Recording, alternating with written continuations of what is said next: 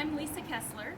Before I ever got my start writing paranormal romance, I got published with horror short stories. So, because it's Halloween, I thought I would don my writer cloak and read you a short, scary story from my Forgotten Treasures anthology. So here we go.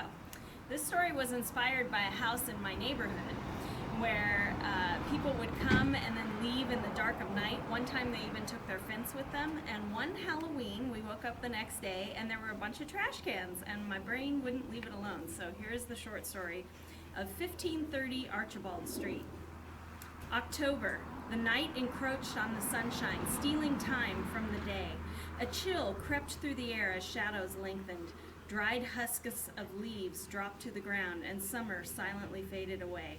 The wind moaned through the thinning trees. Naked branches scratched against window panes. Homework beckoned the children indoors, leaving the streets eerily silent while the nocturnal creatures ventured further out from their hiding places. Bert lived at 1521 Archibald Street, an average street in an average town. His home consisted of 2 bedrooms, 2 bathrooms, and a tiny detached garage. He lived alone since his wife became his ex-wife, but he was comfortable, just he and his dog Champ. It started off like a typical Wednesday night. American Idol was back for a new season, and Bert parked himself on his worn sofa with Champ curled up at the other end. During the commercial break, he glanced over at his companion with a sigh. "Hey, buddy, want to help me take out the trash?" Champ lifted his mostly gray face, then groaned and placed his head back onto his paws. His heavy lids closed as if he'd never been interrupted from his nap. "Fine," Bert grumbled and got up. "Must be nice to live a dog's life." He pulled on a hooded sweatshirt and hustled out to the side of the garage to grab his trash cans. Some things never changed. Every Wednesday night, he pulled the trash can to the curb, and every Thursday, he brought the empty can back to the side of the garage. Taking out the trash was one of the few things that remained constant after Tammy left him. The wheels of the trash can clambered up the cracked cement of his driveway, silencing the crickets and coyote howls. With the full moon lighting his path, he avoided tripping over the uneven concrete and settled the can at the edge of his driveway. Bert started to turn back toward his house, but something caught his eye. A single trash can sat outside the crooked gate of the old Granger place. The hair on the back of his neck rose. 1530 Archibald Street was empty, forgotten, or so he thought. While Bert stood contemplating, he had no idea he was being watched, lusted after, yearned for. Foreboding twisted in his gut, but he convinced himself to move forward. He told himself it was just kids messing around. Halloween was tomorrow night. Maybe some teens were starting the spook party a little early. As he got closer to the weather-beaten house, a breeze tickled the back of his neck, sending a chill down the length of his spine. Bert stopped, staring at the abandoned house, never realizing the house was staring right back at him. The Granger place had been abandoned for years. Over time, stories were whispered about curses and evil spirits.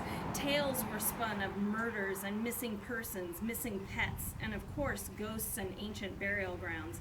But Bert didn't believe the rumors. He figured the Granger place was a victim of foreclosure and a soft real estate market, not curses. The house liked that about Bert. When he reached the lone trash can, he spun around. He couldn't see anything, but he felt it. In the distance, he could hear Champ's muffled barking. The commercials were probably over. He should get back home. The trash can toppled over. The house waited. Bert frowned and bent to lift the can when he noticed a copy of the local newspaper on top. It wasn't the side of the paper that caught his eye. It was the date, November 1st, 1950. The picture showed a pristine new home with a manicured lawn surrounding a fountain with a headline that read, "Welcome Home." 1530 Archibald hadn't looked like that picture in years. Dropping the paper back into the can, Bert glanced up at the house. The arched windows on either side of the door gave the illusion of eyes. The peeling paint showed the Granger's place's age, and the fountain was long dry, the top tier chipped and broken. Without realizing it, Bert stepped closer to the dilapidated gate.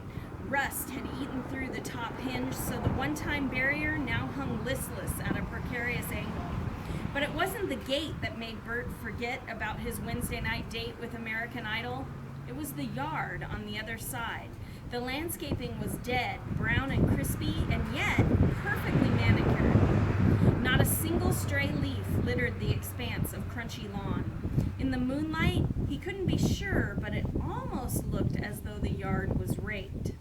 A loud thud, followed by the scraping sound of a broom, caught his attention. "Is someone there?" Bert gave out a half-hearted call.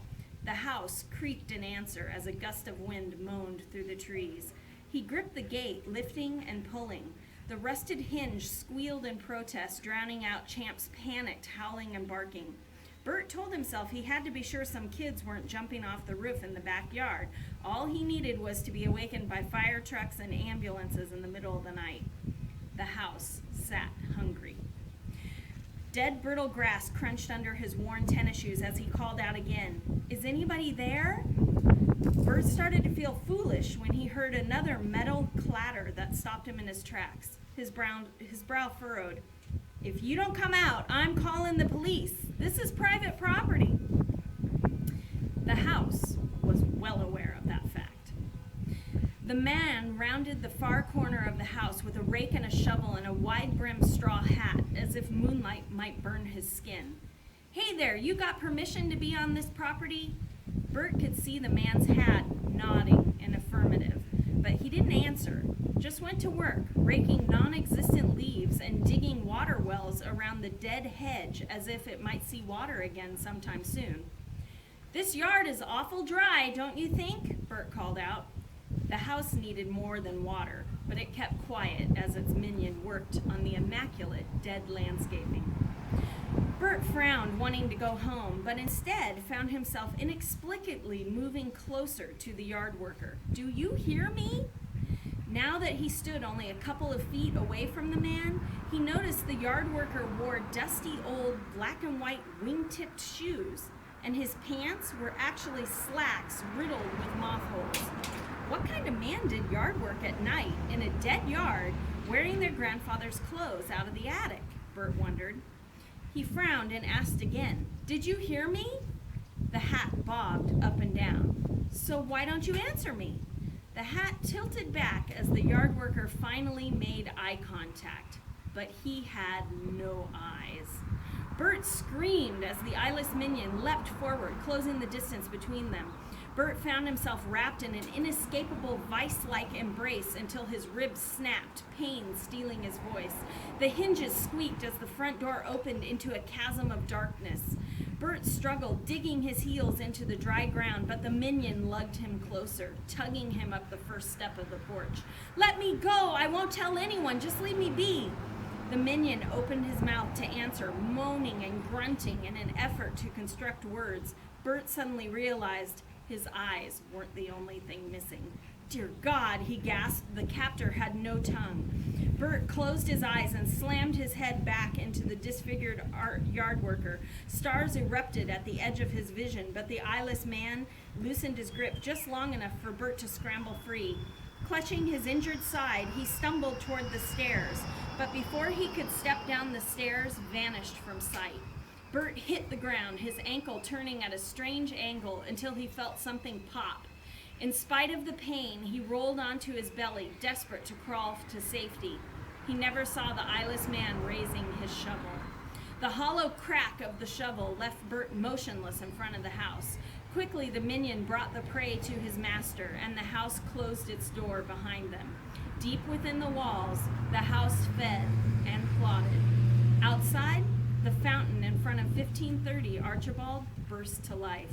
Tomorrow, Halloween would bring teenagers looking for a thrill, and the house would be ready and waiting. The end, or is it? Happy Halloween!